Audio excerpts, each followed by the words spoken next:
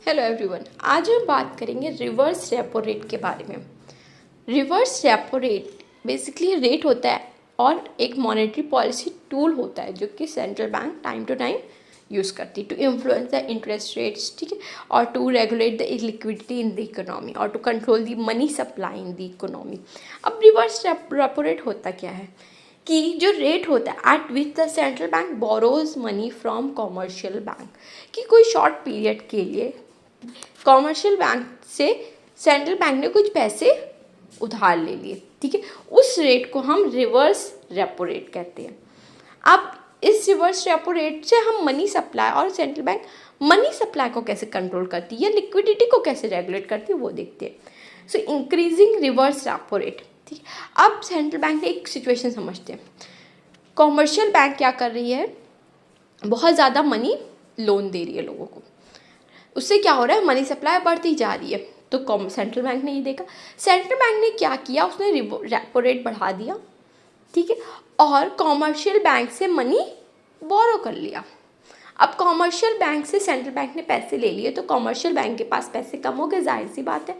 तो वो क्या होगा कि अब वो कम पैसे एज ए लोन दे पाएगी पब्लिक को, उससे क्या होगा कि मनी सप्लाई कम हो जाएगी।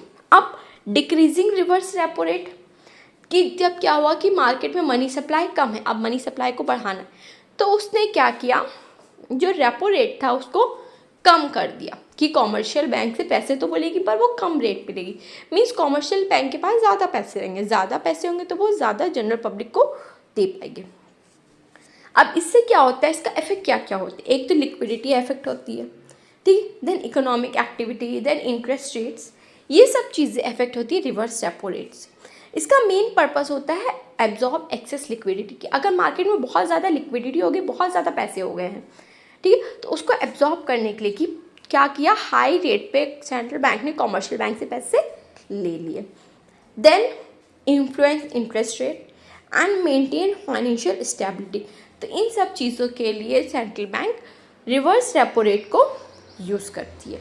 अब एक एग्जाम्पल देख लेते हैं, RBI increases the reverse repo rate making it more attractive for commercial bank to lend to RBI. अब रेट बढ़ा दिया, ठीक, तो अब ये बहुत कॉमर्शियल बैंक ने देखा कि रेट बढ़ गए तो उसने ज़्यादा से ज़्यादा मनी सेंट्रल बैंक को दे दिया एज ए लोन।